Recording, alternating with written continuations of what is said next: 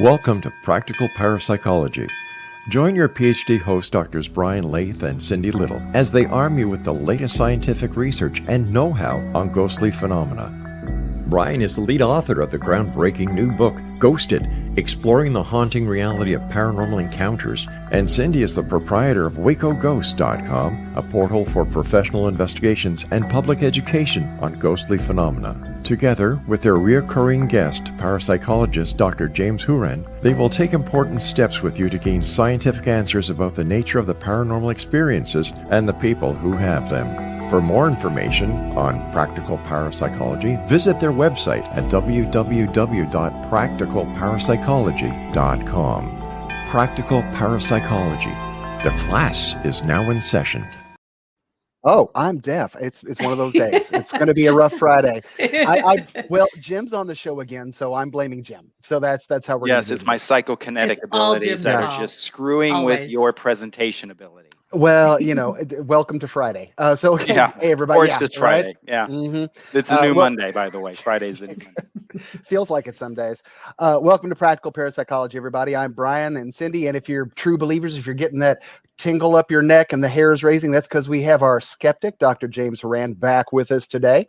And we are going to be doing a little bit of a creepypasta mixed with some survey of strange events analysis today, right? So today we're going to be reading some both haunting accounts, but we're also going to delve into the weird, spooky world of imaginary friends. And we're going to show how the survey of strange events can help you isolate the individual phenomena that is actually contained within people's ghost stories and imaginary friends accounts. So, this is kind of a practical show in the sense we're going to show you how to use the SSE in the sense of isolating those events and seeing what the core phenomena that would be deemed, haunting or paranormal would be. And hopefully we'll be able to show some context in some of the accounts that we read. Although I'm counting on Cindy to use some like really crazy voices when she's reading accounts. Yeah, don't hold your breath.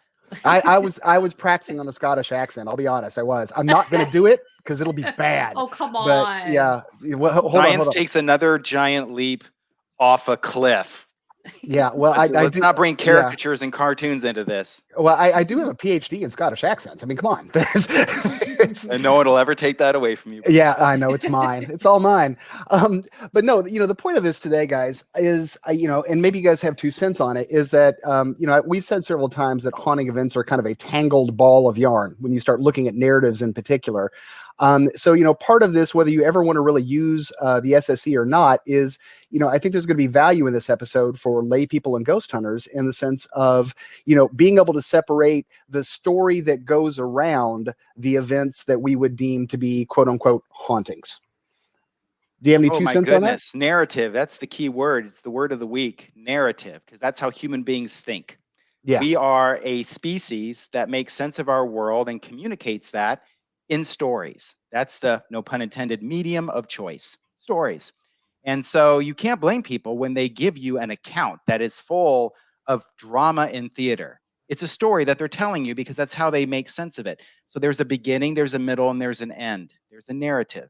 However, in that narrative, you strip back the onion layers, are just the facts, ma'am, right? Just there's some core variables. And there is a technique in science called content analysis, where you actually can change verbal information, whether it's written down or spoken, into numbers. And if you have it in numbers, now you can do all sorts of interesting analysis with it, and you can detect patterns that you normally couldn't just by listening to a story. And so that's the major breakthrough that I think that we all had when we developed the Survey of Strange Events, or the SSE for short. It's a way to kind of get at the kernels of just exactly what happened to a person, or what happened to you when you were in that haunting environment without the story around it. Now, we can also do some interesting things with the story, but looking at just the key elements of what happened, we find some interesting patterns, as we'll talk about later. Yeah. And Cindy, I think you had 2 cents and you were going to share with the listenership kind of where we got these accounts, what we mean by coding, things along those lines. Yeah, and Jim touched on it beautifully just a second ago there. Yeah, this process is called coding. You talk about the ball of yarn. We're trying to untangle the ball of yarn. And when we can take what we call qualitative data, which is most of the time words, and convert that into quantitative or numerical data that gives us the ability to infer things about people or events or describe groups of people or events. We call it generalization. We learn things about groups of people through coding.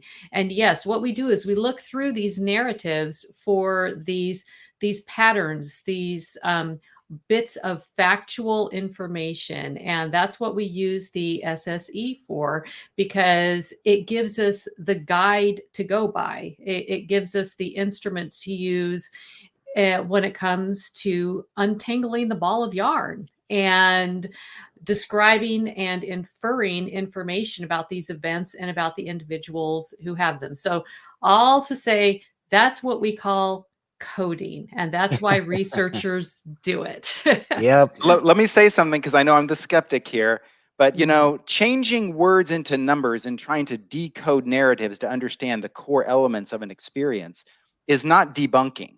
That's not even skeptical. You're trying to just learn and understand what is at the heart of experiences. So it shouldn't be confused over we're trying to demystify or debunk or dismiss those narratives. We're trying to understand them in a way that gets beyond the wrapping to what's underneath.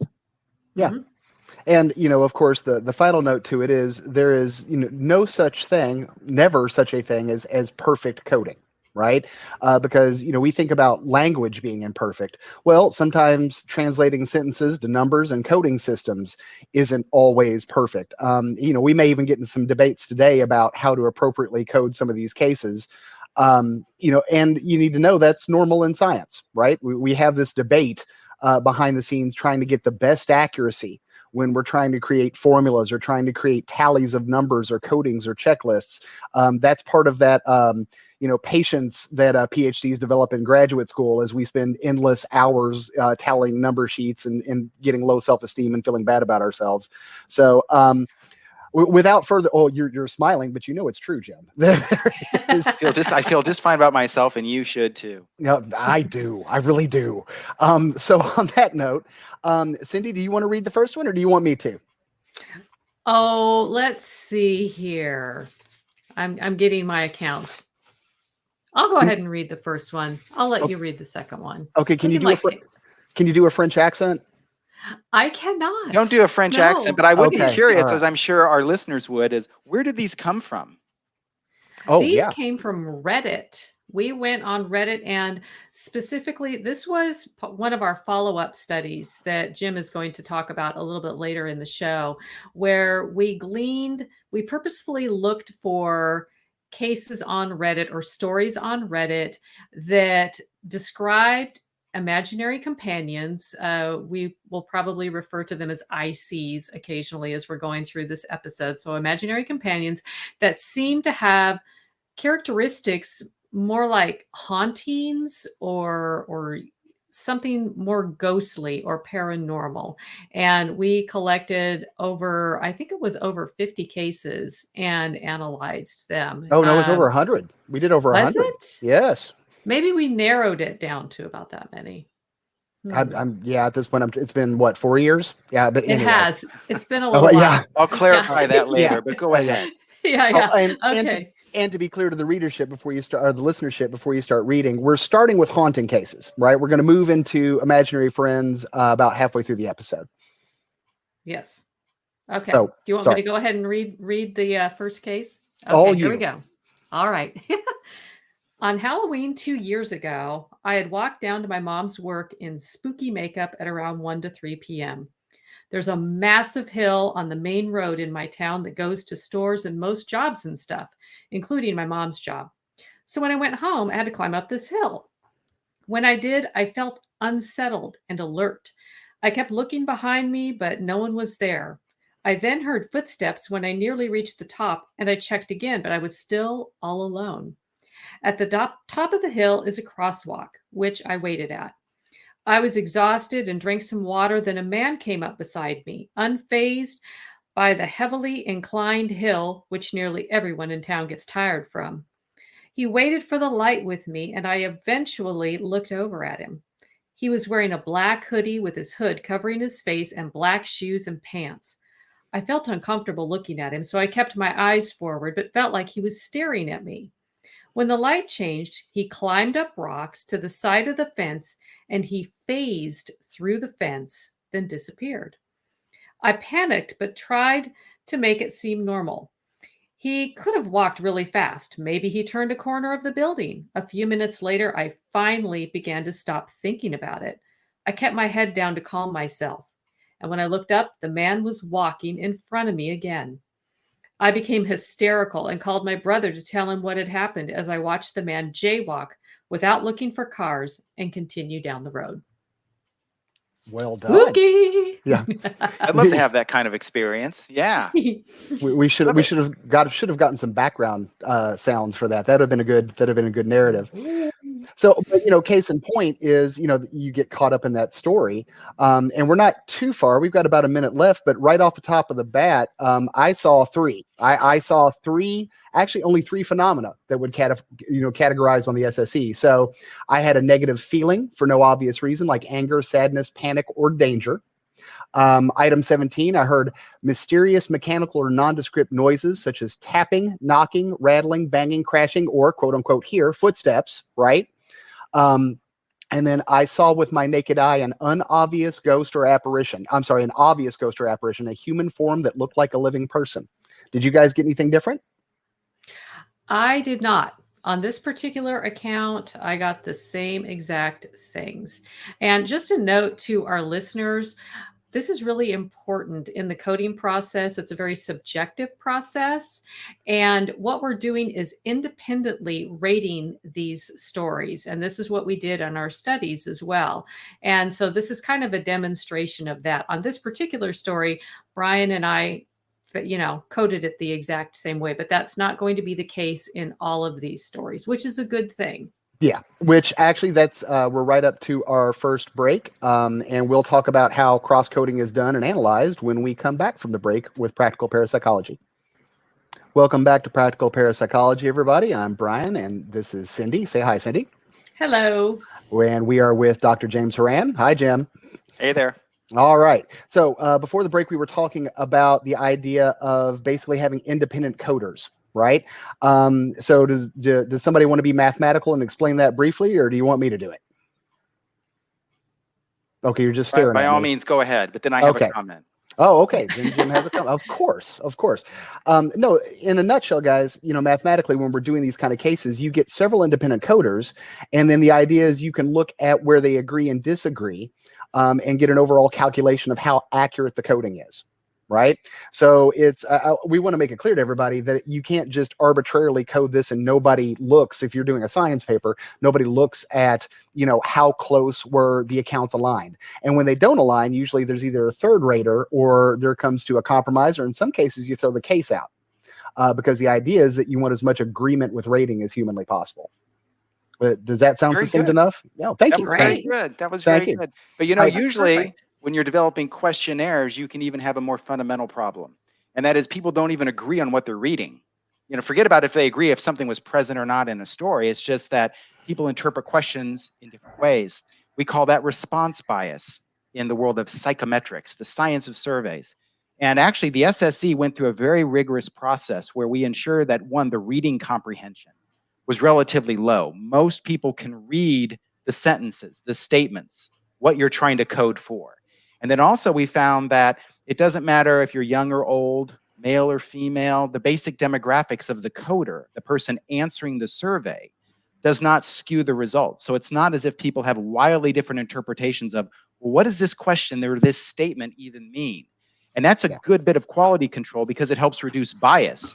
So even though you certainly want to have more than one rater just to make sure that the codings are accurate, people didn't miss something that was in a story, it's important to remember that already this is a well-validated instrument that already gets ahead of the curve on controlling for bias. No, I absolutely agree. And so to be clear, right, the validity of the items themselves, which is what you're talking about, Jim, then now there's that secondary process of how do we apply well-defined scale items to a narrative accurately, which is where the cross-coding occurs, right, where we do validity in terms of multiple people interpreting. Yes. So.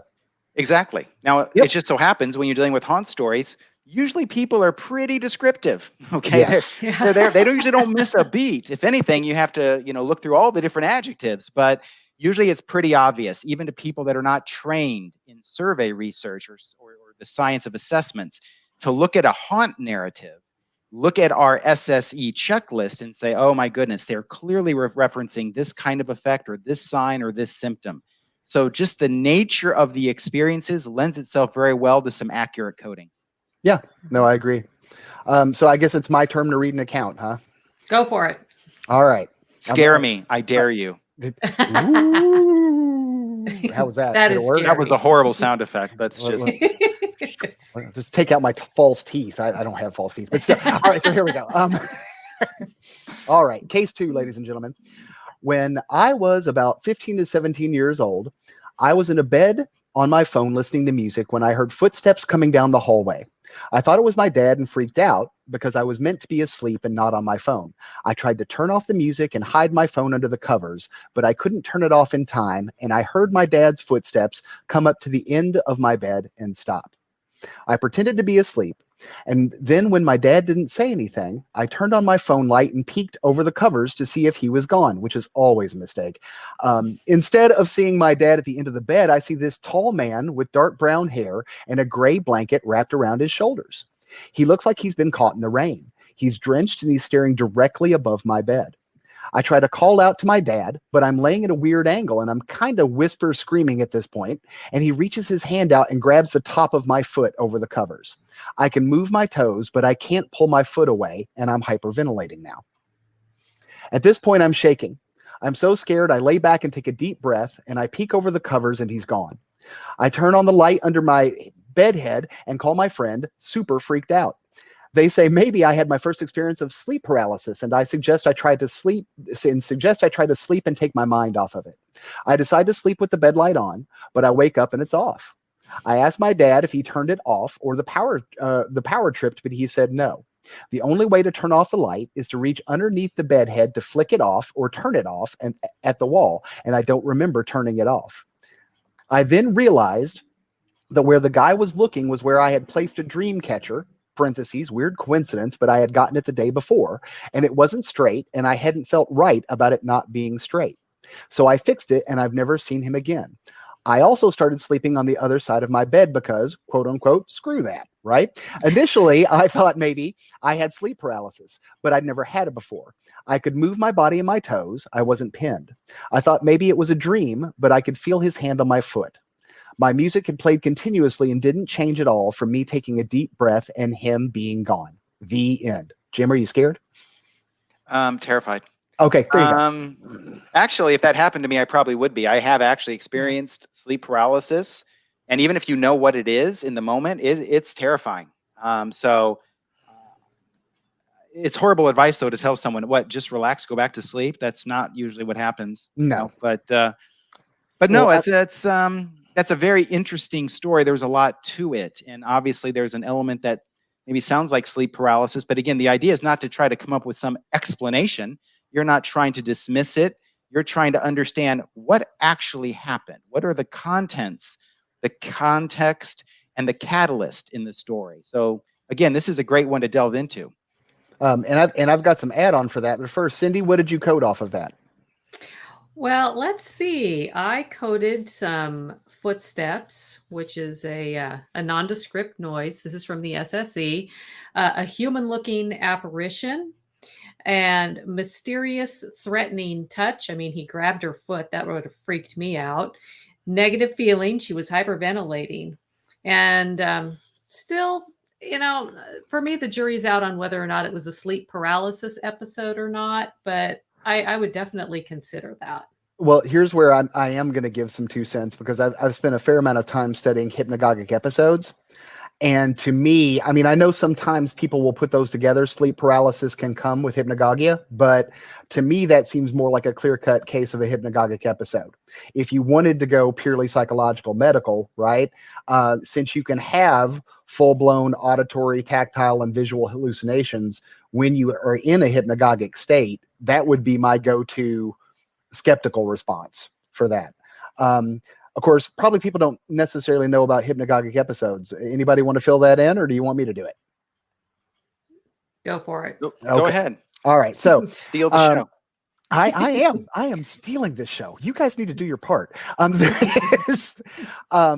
is a basically in stage 1 alpha sleep, right? And the example I used to even use in classrooms was I used to ask a question: how many of you guys, right when you were falling asleep, at that point where you knew you were about to fall asleep but you weren't quite there, heard a voice, heard a noise, or felt something odd? And normally I would get something like a third of the class raise their hand. And I would say, well, you basically entered into an early, right? Kind of that early stage where what's called a hypnagogic episode can occur. So basically this is a natural state where your brain is both kind of awake and asleep at the same time. And as a result, you can believe yourself to be fully awake, but since you are partially in a dream state, you can have full-blown auditory, visual, kinesthetic hallucinations that seem very, very real. And again, you won't be aware that you're sleeping or in like a quasi-sleep state. I've had a few of these personally when I was younger. Very good. Now, of course, there's another time where it can occur. That was hypnagogic. There's also hypnopompic when you're coming out of sleep. Same state. One's going in, one's coming out. Yeah. But again, the dream states, those sleep states, very common context for all sorts of paranormal experiences, including sleep paralysis, where people can also feel such extreme reactions of terror and also a sensed presence that they start calling it old hag attacks, succubus, incubi experiences. Long tradition throughout history of these kinds of occurrences. Oh, yeah. Although, sorry, got to be a believer for a second. Hufford does document a few cases where there are external objective paranormal phenomena in conjunction with the night hag episode. So I don't tend to lean towards a purely medical explanation when it goes with sleep paralysis and hypnagogic episodes. Of course you don't. Now, David Hufford, okay, now first, he's still around. He's a buddy. He actually contributed a chapter to one of the first edited books I did. And it is interesting in this particular story, and I don't remember, Cindy, maybe you said this. I don't remember you saying it, though.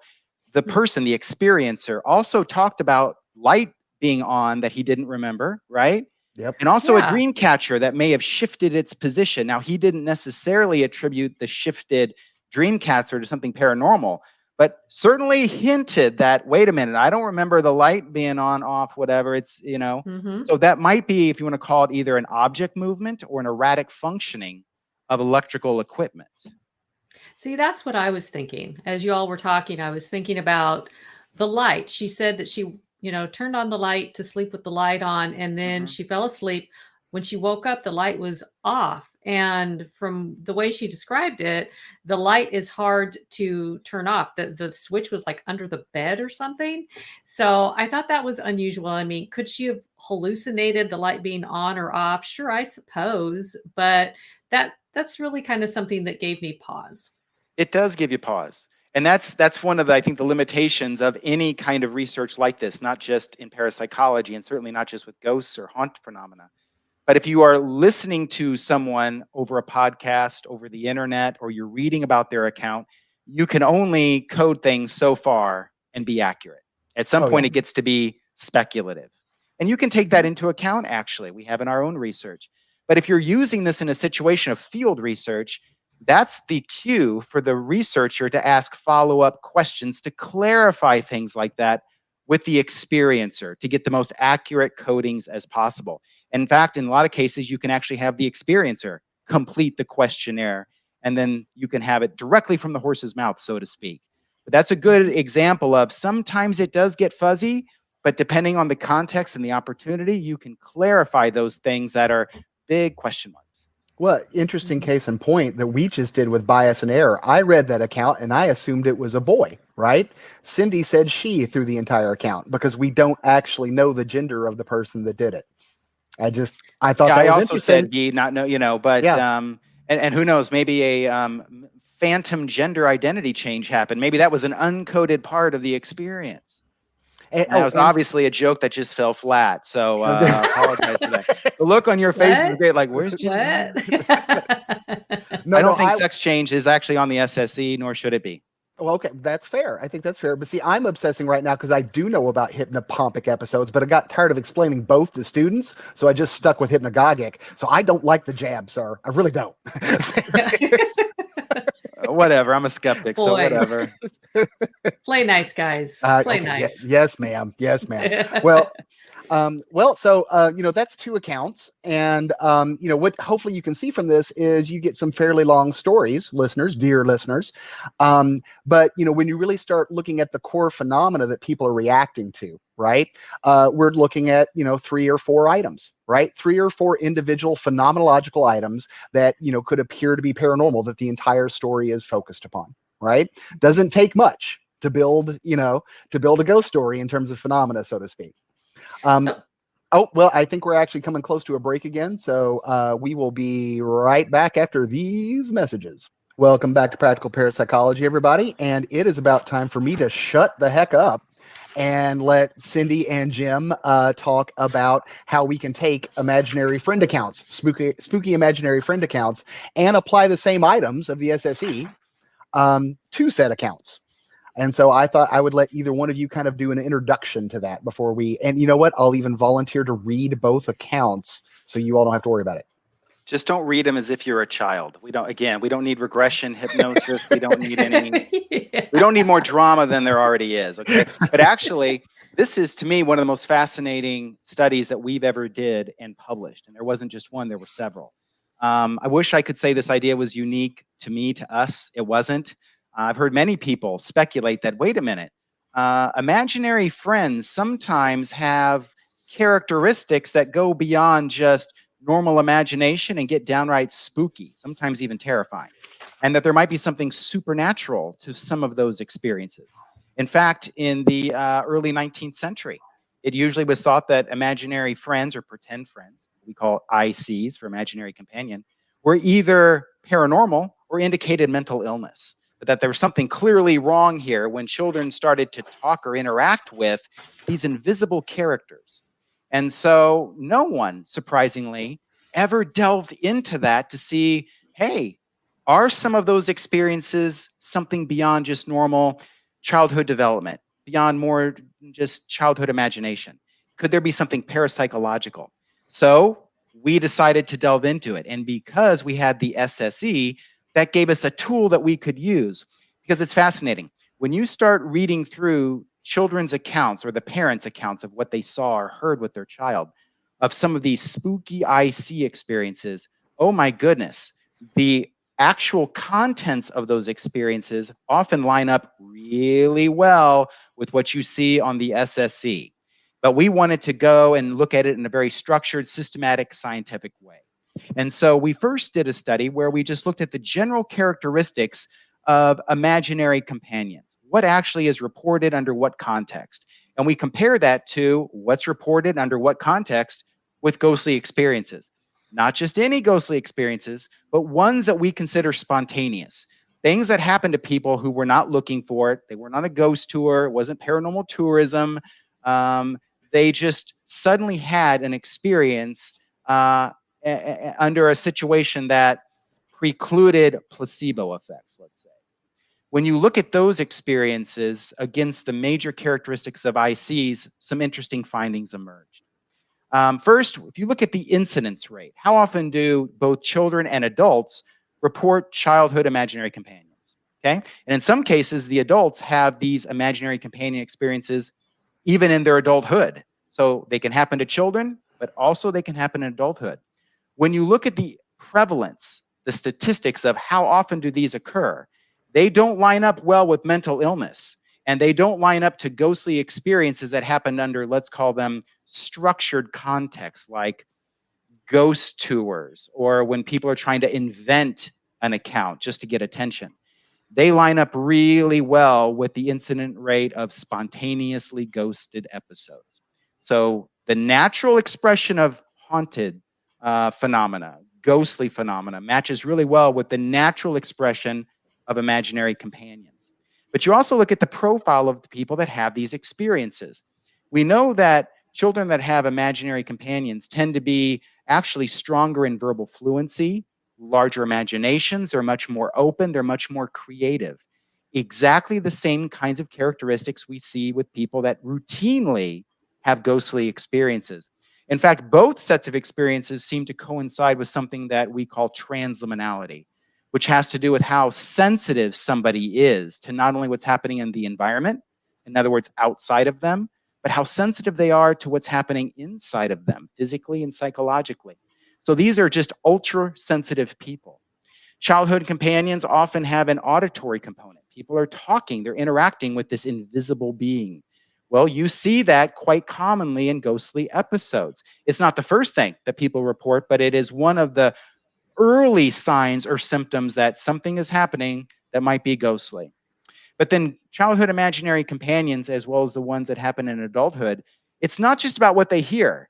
There's all range of sensory modalities involved in these. People sometimes say that they see something, they feel a presence or maybe being touched. So it's not just something that people hear. It involves many different senses, including a sense presence where they feel like they're just simply not alone. You see the same sets of symptoms, generally in the same order, with ghostly episodes. And where it gets really freaky is there's a difference in childhood imaginary companions. There's generally two types of experience. There's one called the shallow, which, in other words, very super imaginary friend, very superficial. The person, the character that that child is interacting with, or the adult, is basically a carbon copy of themselves. So there's not much creativity there. It's under the control of the person having the experience. They can turn it off and they can turn it on. But at a certain level, it stops being shallow and it turns into what we call a deep IC. Deep meaning, oh my goodness, this character, this imaginary companion seems to have a personality of its own and a will of its own. And in fact, sometimes it can be a bully and it can start to direct or try to take over the attitudes or behaviors of the person that you think would be in control, that living person, that child, that adult. We call that independent agency. And you also see that in ghostly episodes. In fact, we did a follow-up study where if you look at those experiences that people talk about spooky childhood experiences, those ICs that are very shallow are almost always explained away as imagination. Certainly nothing paranormal. But when you look at those experiences that people talk about in paranormal terms, it almost always has that element of independent agency. This being, this character, was separate from the child, separate from the adult, and it was acting on its own, and it was trying to actually influence the behavior of the person having the experience. And that is where things get really interesting and really spooky. And if that isn't enough, you can congratulate me because we just had a new study published in a journal called Psychological Reports, a mainstream journal where we looked at the structure over time of these spooky imaginary friend experiences. And we found out that transliminality leads to higher creativity, which leads to ghostly experiences, which leads to other entity encounters. In other words, it doesn't just stop with the child being creative, but then they seem to what? Create a spooky childhood friend. That spooky childhood friend then decides to go on their own, have their own personality, their own behavior, but then the child experiences something beyond just a ghost experience. They'll start seeing things like elves, fairies. They'll start feeling other kinds of presences that go beyond just the one character. So we actually have some scientific evidence of the evolution of these things, and it kind of confirms our early hypothesis that some childhood companions are something more than just imagination. They take on elements that go into at least deep psychology, if not parapsychology. So sorry to monopolize, but it's so exciting. Cindy, anything to add before I read this first one? About the only thing I would like to add is there was some information in the follow-up study about personified objects, which children will take like a favorite, I don't know, stuffed animal or something and give it, personal characteristics. They give it a name and a personality, etc. And what I thought was interesting was that these can be used for focus objects, for possible psychokinesis that can, for lack of a better word, jump into the environment and be experienced by others. And I just thought that was really, really fascinating. Well, and I'll add, because I want to make sure we get this first one read, but I'll also add that in those studies that we did, there were a sizable percentage of people where the parents witnessed some of the phenomena in addition to the children. So the idea that all of these cases were simply, purely internal to the individual or only experienced by the child that was having the imaginary friend, I want to say it was about 1 in 5 where psychokinesis, objects moving, things along those lines were noted or at least witnessed by the parents as well. So, there's definitely a factor of spooky in this, or simply not, like a really clear-cut answer. But that having said, let me put on my best childhood voice. Hello, Jim. This is my child. He did exactly what I told him not to do. I know exactly. I won't do it. He's just a nonconformist. I know. So I think he has conduct disorder or something. This is go ahead, Brian, please. Right, oh God, I got go ahead and scare me. You actually have a shot, because ghost stories involving children are always more frightening than the ones involving adults. Absolutely. Right? So go ahead, try to scare me. So all right, I'll start off at the beginning. I had a demonic imaginary friend. Well, more of an acquaintance. It never spoke to me. I spoke to it. It showed up in the corner of my room one day, and it stayed there for a whole year. The best way I can describe the thing is it had a spider-like body, 8 long pitch black arms and legs that were all spiky and gross. But the kicker is it had a human face. The thing that haunts me to this day is its smile. It never stopped smiling. The smile stretched from ear to ear with spiky teeth. I know the smile thing is a cliche, but even as a kid, I knew that nothing should have a mouth that wide. Its eyes were human-like, and it didn't have a nose, almost Voldemort style. Also, it was like it was wearing a poorly made black wig. I don't know why, but I never really questioned the thing in the corner of my room. I'll just call it Spider-Man of my nightmares because I'm tired of calling it the thing. As a kid, I knew it was normal to have imaginary friends because my friends told me they had one, and I was like, oh, cool, I'm not weird. This is normal. But then my friends told me their imaginary friends were unicorns or fairies or angels with shiny wings. That was the first thing that tipped me off that this thing might not be what I thought it was. I would sit on my bed and look at the corner that was always slightly darker than the other. Look in the corner that was always slightly darker than the other corners where Nightmare Spider-Man sat or perched, whatever spiders do when they're sitting. I would actually tell the spider guy my problems. Like a kid stole my favorite silly band, or I dropped my cookie at lunch and ants got on it. The spider dude never answered, never even moved except to sometimes shift its legs to a more comfortable position. At first, I wasn't uncomfortable with it. I just avoided the corner or tried to make friends with it. I don't know what I was doing. I'm just a very friendly person, and I thought it looked lonely. But every time I told a friend of mine that my imaginary friend was a creepy little arachnid dude, I would get strange stares, and I got more worried. I started noticing that at night, Spider Guy would stare at me, most likely thinking I was asleep. I eventually told my mother this, but she just looked at the corner and told me it just looked darker than usual. As the weeks turned into months, I got more spooked by the smiling spider, so much that I'd avoid ever going into my room except to sleep there. Now, here's the actual creepy part. Not that the rest of this wasn't unsettling, because it sure as heck was, right? Yeah, there you go. The days leading up to Spider-Man of my nightmare's disappearance, strange things started happening. This was around the year mark of our little guy living in my room.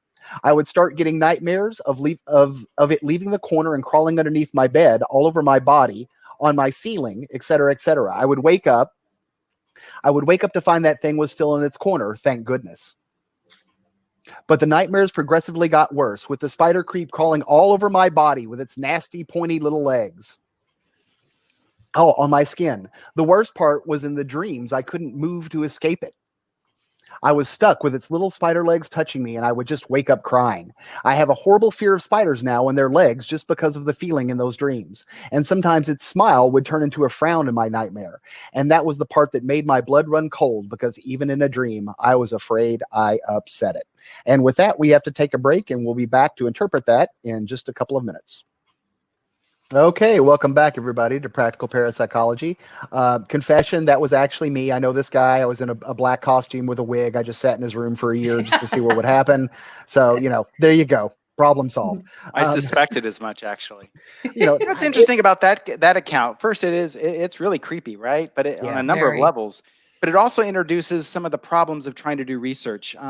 that's not just one experience. This person is recounting experiences over time. And in some ways, if I heard it correctly, the way the experience was maybe at the beginning is not always how it was at the end. There may have been some alterations in what was seen, how it was perceived, the size of whatever it was. So this is a case where if you were to code this, what are you coding? Are you coding the entire case? Or are you trying to code an individual experience? And you have to be careful about that because you don't want to mix apples with oranges. But it is interesting also because a skeptic like me that's not informed might say, wait a minute, this clearly is imagination because this person's story keeps changing. The entity that they saw at the beginning didn't match in the middle, and at the end, it seemed to change. The details don't match up. There's no reliable witness here. When actually we know when it comes to entity encounter experiences, whatever it is, that core phenomenon, it changes depending on the context of the person or even of the setting. We even know from haunt cases where someone could be seeing an apparition and it appears a certain way, but somebody right next to them sees something different, dressed differently. The details are different. So they might be part of the same core phenomenon, but the wrapping, the details, the theater around it can change. And if that can happen across people, I can imagine it happens with a person. So this is an interesting case because there's a lot of complexity and nuance here. And depending on what you're trying to achieve in research would depend on what exactly you're trying to code and how. Yeah. Well, I might go down the rabbit hole further and say that, people that are trained to do visualization exercises or regularly engage in kind of like Jungian archetype work, you would actually pay attention to changes. And if you have developed an entity in your imagination that over time, right, looks a certain way, the entity changing its appearance over time usually, right, would represent some sort of symbol that you should interpret because in theory that would have meaning. So, I mean, you would even see that in esoteric and religious and meditation practices that the entity may change form over time, even when a person has trained themselves to make it look in their mind's eye a certain way. So, interesting. 2 cents. Although I don't know if we even need Jungian archetypes here because, again, maybe this is me being skeptical, okay? But as I heard that story and the changing of this spider figure, the person made it very clear, I think, where at least part of the source material came from. That doesn't dismiss or debunk the unusualness of the experience. But this person references Spider-Man, okay? And there is a foe to Spider-Man known as Venom. Yep. Which is black. It has a grin that goes ear to ear. It can open its mouth. It's part spider, part person. It's not friendly. It can be quite terrifying. And so, I mean, I was listening to that. I went immediately to Marvel movies. Like, wait a minute. Yeah. This sounds a lot like comic book kind of material in a character that maybe was then adapted, molded, modified. But I saw Venom, the character of Venom in that story. And then it got more spider-like as the series of experiences went on. But again, I'd love to interview this person, right, to get some clarification. But I'm curious what you two saw or heard in that account. I didn't see Spider-Man like in the Marvel universe. I did catch Voldemort though. And, it didn't have, let's see here. Yeah, it didn't have a nose, almost Voldemort style. So that would lead me to believe that this person at least was familiar with Harry Potter, with fantasy. So, I mean, it's not too much of a stretch. I mean, I suppose I didn't get Venom from Spider-Man though. I actually thought more of a fantasy spider with a human face, kind of almost Alice in Wonderland type entity that was just sitting over in her corner or his corner. So, but I didn't get Spider-Man. Well, but here's the interesting point. So what SSE items do we officially check off on this? And guys, the only one I caught was I saw folklore type being because there's not active communication. Unless, I was reading it, so I could have missed something, but you don't hear about objects moving or I think it even touching him. So he's just talking about, or she, did he say? Well, there was a touch. This person described, remember the legs walking over him or her as they laid in bed. Did I not hear that? I don't remember hearing about that. Or I thought the person that talked about this thing crawling over it. Well, And, it had and this dreams person about it. could feel the legs. Yeah. I thought he had dreams about it, but he Yes. said it never communicated or touched him. So, Okay, you know, in that case, then you're right. All that story, even though it happens over time, revolves around one anomaly. yeah. Yeah. Which is, again, the case in point. Don't need a lot to create a very fantastic, spooky narrative. When in fact we're dealing with one type of core phenomena, persistent, by the way, right, over a long period of time.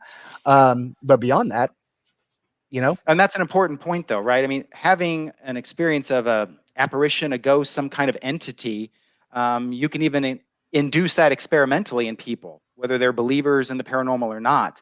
But someone that has that experience naturally, when they're not wanting to have it, they're not looking to have it, and then it persists over time, that is a very different type of experience. In fact, it might be even one that relates to what we talk about in our book, Ghosted, where the people that recurrently have these kinds of experiences and that are interpreted as paranormal and involving paranormal entities that are following or even persecuting a person.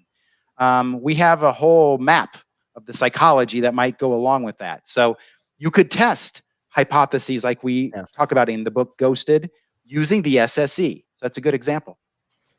Including, psychological distress from seeing a spider critter in your corner of your room for, so let me read case 2, guys, because we're running short here. So you ready? Here we go. Ready for case number 2 of imaginary friend creepiness? Go for it. Cindy, you don't look excited enough. Come on. Yay! All right, there you go. Yeah. All right, so here we go. When I was around 8 years old, I had what my parents called an imaginary friend, only she wasn't imaginary. Her name was Ellen Houran. Sorry, Ellen. She lived in our house long before I was born. She was a little girl around my age at the time. She was slight with blonde hair and blue eyes. She was incredibly sweet. We spent hours talking and playing. Suddenly, she said that she had something very serious she wanted to talk to me about one day. Back in the early 1800s is when she lived with her sister and her parents. Her father had gone crazy one night and shot her mom. He then came to the girls, first covering Ellen's sister's face with a pillow, then shooting her in the head using the pillow as a silencer. Wow. He came after Ellen. He did the same thing to Ellen that he had done to his sister. He soon after incinerated their bodies, leaving only ashes. He put their ashes into a box and placed that box behind a loose brick block in the wall. This is the story Ellen told me before leading me to the basement and pointing out the broken cinder block. I pulled the block out of the wall, and right where she said it was her and 2 other women's ashes in a faded box. She asked me to take the box to the woods behind my house and to find a peaceful spot to lay them to rest. I led her out to the woods, turned to my left, and walked down to the creek. I walked a short way from the creek and dropped to my knees. I dug a hole deep enough to cover the box so it wouldn't be disturbed by anything. Before burying the remains and saying goodbye to Ellen, I asked myself what happened to her father. She looked at me saddened and said he shot himself. I told her goodbye and that I hoped she found peace. I placed the box in the hole and covered it with soil. Ellen thanked me and gave me a hug saying goodbye and that she would be watching over me from heaven. I smiled and told her I would never forget her, obviously I haven't. So what do you think about that one, guys? To me, I think we have a budding horror author here. I had a really tough time buying that this was an actual account. It just seemed full of horror movie tropes. It could be an actual account, but I was really, really dubious on this one. Well, I can say that the using the pillow as a silencer thing works from experience.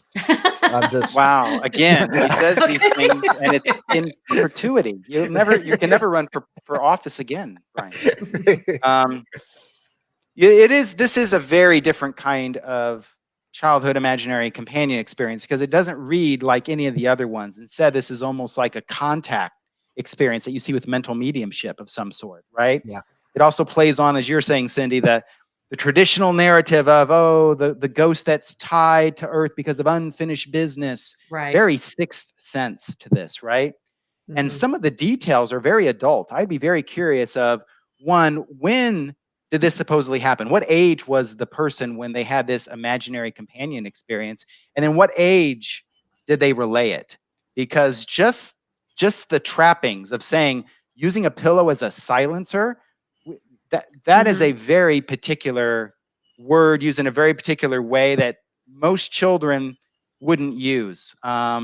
unless you're into certain violent movies or video games, some of the imagery here and just the storyline reads as very adult. Yes. So I would be very suspect.